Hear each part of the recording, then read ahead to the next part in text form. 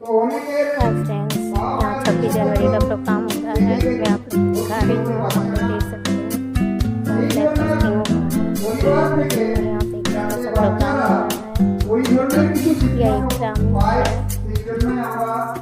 ये छोटा सा स्कूल भी है। यहाँ पे बहुत सारे प्रोग्राम हो रहे हैं, स्टेज भी बने हुए हैं और बहुत सारे